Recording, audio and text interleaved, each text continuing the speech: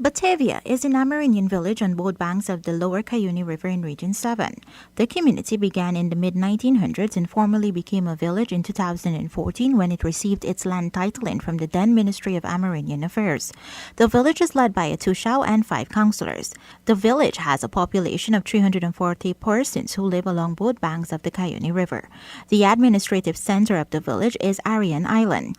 On the Arian Island, there is a craft center. This center helps to keep the tradition of the indigenous people alive in the form of craft and jewelry. This craft project is actually a project from the Ministry of Indigenous Peoples Affairs, Minister within the ministry, Minister Valerie Garrido-Low. When she first started in 2015, she wanted to do women's project in villages. And they asked us to submit a proposal.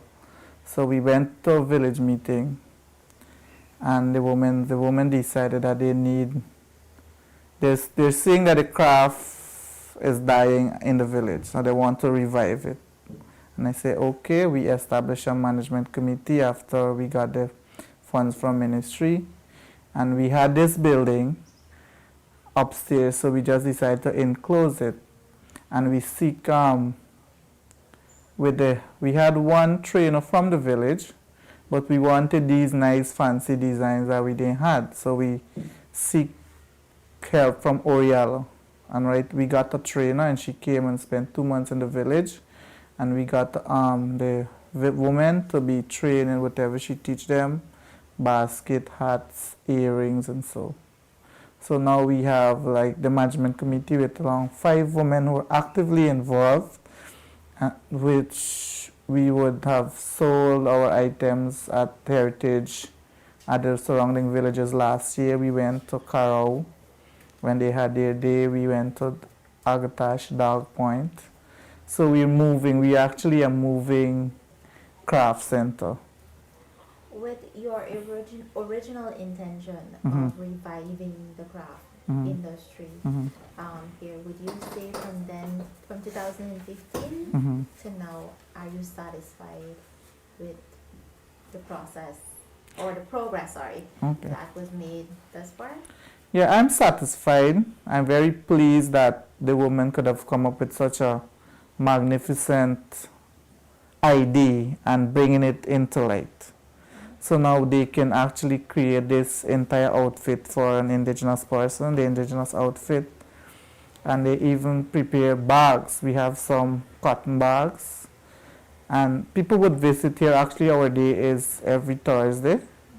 Normally, they would come on Monday and Tuesday and make stuff. And then Thursday, we have an open day where we get people to come and see what they would like, and we sell it to them, and the woman would use that as an income earner for themselves and family. Do you have any other plans or any plans in 2017 as it relates to the craft industry? We have for 2017, the village have decided that they want more. They want to learn new things, right? We want, for example, the actual sizes matterpiece you're seeing behind me. We need a big one so that women can come and purchase the sifter, and then even some fans that the women use to turn the cassava, and hammocks. Hammocks is something that we really want to go into, so we might as well. We don't have it in the village. We would have to look at another village, probably Orial again, or any other village who's interested. Bring the person, we pay them a monthly salary so they can pass the knowledge on to our people, our women.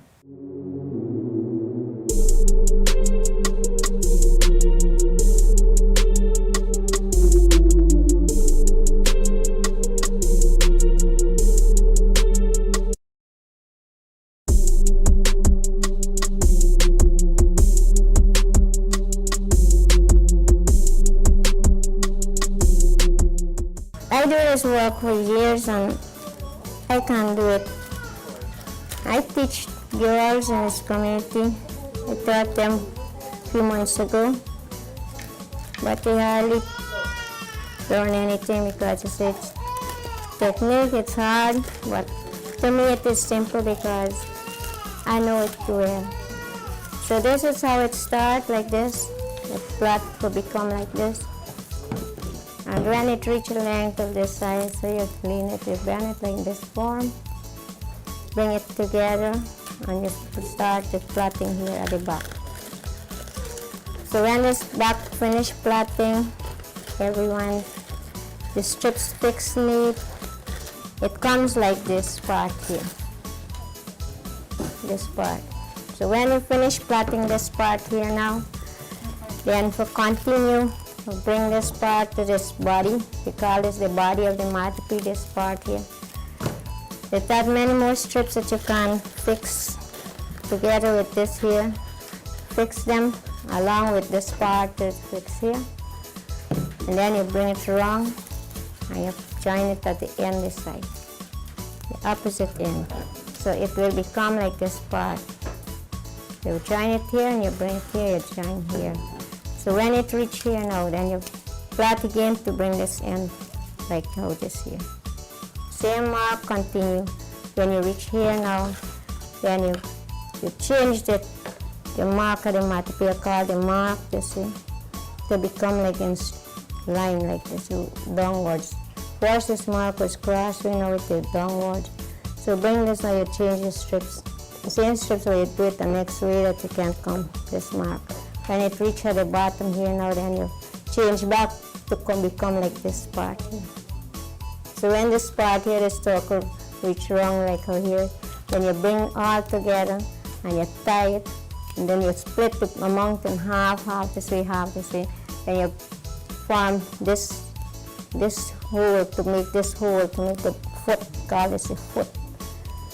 But it got a different kind, they call this the tie foot matope. And then it got a flat matope, the flat bottom. The flat bottom is now, you think I know rope string like this to tie, it is the same muku strips you're using to form this hole. So this is the hole now where you push in the stick for dry the stuff in the matope. So you open it like this, open the matope like this, and you fold it with the cassava flesh or grate or mill or whatever. And then you hang this now on a stick like this. When you hang it now, it drain. And then you push the stick in here and you sit on it.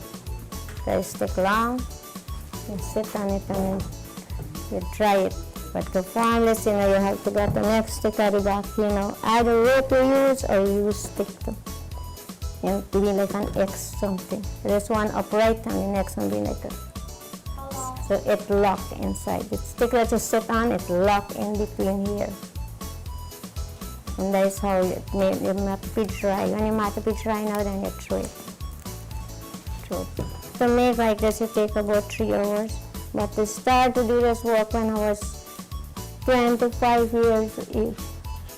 And you learned that?